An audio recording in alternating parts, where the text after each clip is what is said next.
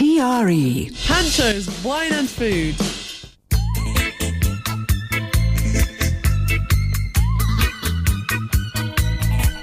Hello, this is PanchoCampo bringing you from Marbella, Pancho's Wine and Food, the most exciting and fun radio program about wine, food, lifestyle, and lots of other really interesting things.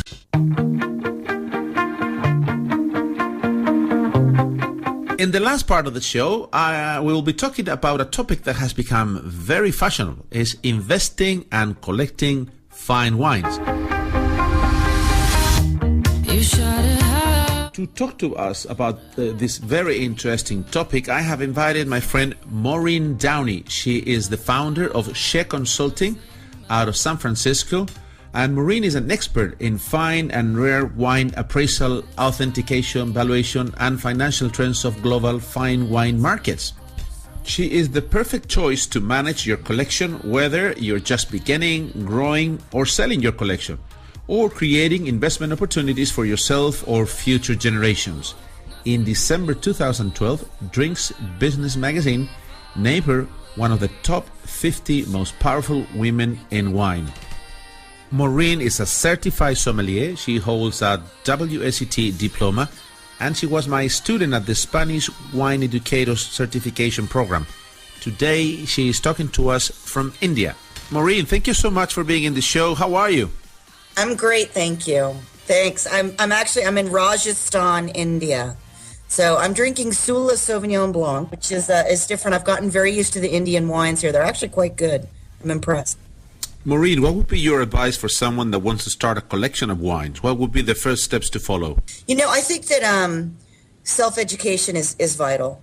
I think that you need to read a little bit, get a book that walks you through basic wine fundamentals. Go to a wine bar or two and taste different wines and figure out what you like and what you don't like. And, hopefully no matter where you live in the world, there are so many good wine stores. The people who work in wine stores are wonderful. Trust them, go in and talk to them, build up a rapport with one or two people so that they can walk with you through the initial journey of figuring out what you like. Too many people who start to collect wines collect on points alone, and 5 years later, they're stuck with all these wines that they can't stand. So I would say that the most prudent thing to do is to be a little bit patient and take the time to learn what you actually like to drink rather than what everybody is going to tell you to buy. That's very interesting.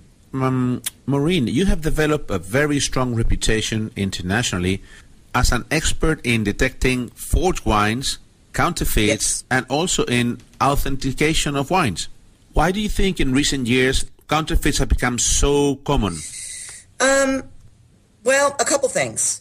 We had what I call the perfect storm, which was in the late 90s. We had a booming global economy at the same time that the global economy, as it were, really was formed where international trading, even down to bottles of wine, was very easy.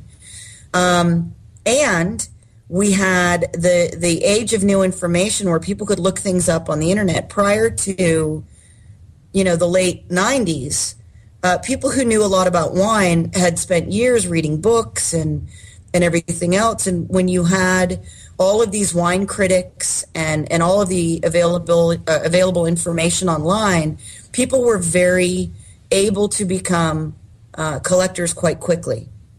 As a result, a couple people in the world, both on the shores of the United States and European continent, figured out that there was a lot of money to be made because some of these old and rare wines are quite valuable. Now, add to that mix that auctions became legal in the state of New York, most especially in the city of New York.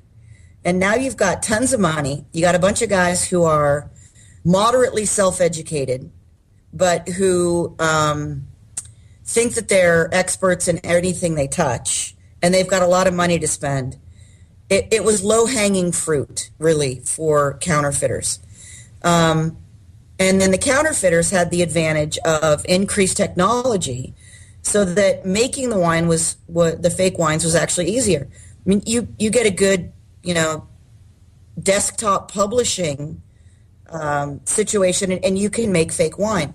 And that's what these guys started to do. And unfortunately, the guys who were buying the wine, actually the guys who were selling the wine, either didn't know enough, which I don't believe, or they knew exactly what they were doing and they were facilitating massive widespread fraud for profit. And so you had a market that was hungry for these very rare and or non-existent wines, but they didn't have the knowledge to know that they were so rare that they shouldn't be available and or they shouldn't exist. And you had vendors who were just as greedy and negligent and criminal as the counterfeiters. And it was just a perfect storm. Everybody won. I know that you're on your way to Hong Kong to take part in the Hong Kong Wine Fair. And when I was there a few years ago preparing for Wine Future, one of the evenings I was offered 400 euros for an empty bottle of Chateau Lafite. What is your experience with the Chinese market? That breaks my heart. Unfortunately, that happens in America too.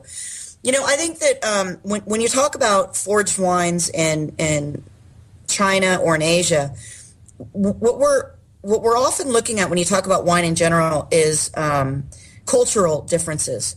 And I think one of the huge hurdles that we're going to have in Asia is that counterfeits are culturally more accepted in Asia. There are many different kinds of counterfeits. You have counterfeits that are, like you said, you have a bottle that somebody refills and tries to sell as the exact same thing. You have counterfeits where somebody fabricates a fake label in a fake capsule.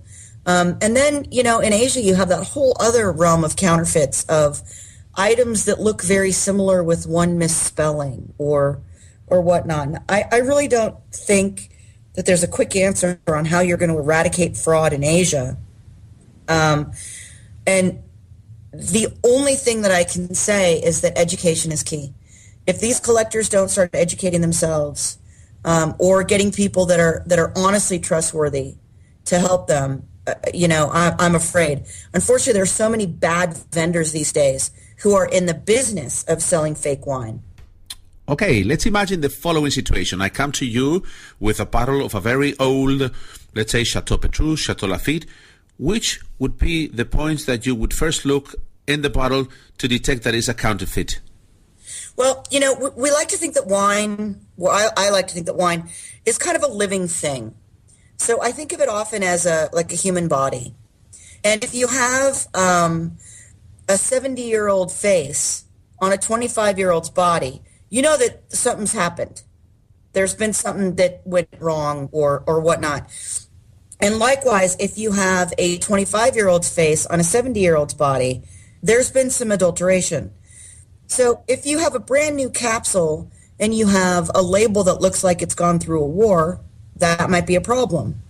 If you have a bottle that looks like it's gone through a war and a capsule that is, totally corroded and, it looks like it's been almost reapplied and all of that, but the ullage, the level of the wine is perfect and it's a 60-year-old bottle, those things don't go.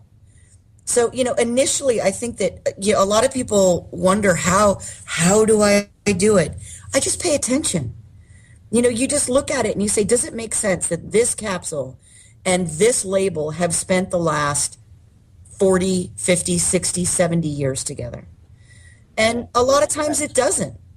And that's the easy stuff. And then you start, beyond that, we look at the quality of the paper. Is it the kind of paper that the Chateau used at that time? Is the ink correct? Is the glue correct? Is the paper oxidized? Because all paper oxidizes with age.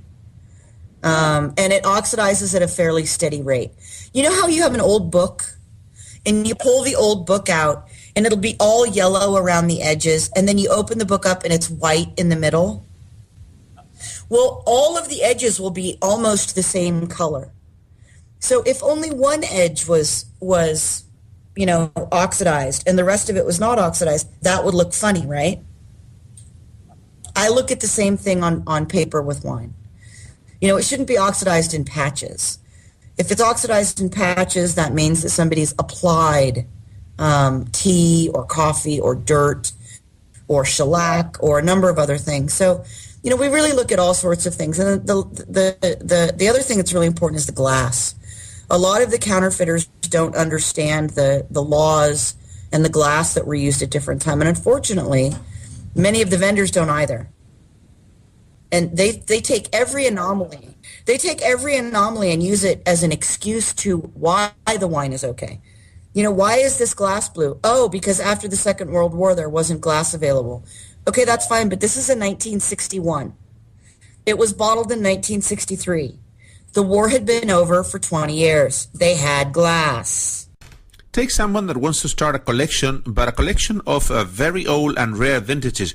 Which would be the first steps that you would recommend them to follow to avoid finding any counterfeits or forged bottles? Ask for provenance. If you're going to buy old and rare wine, you must ask where the wine was purchased and when and who owned it.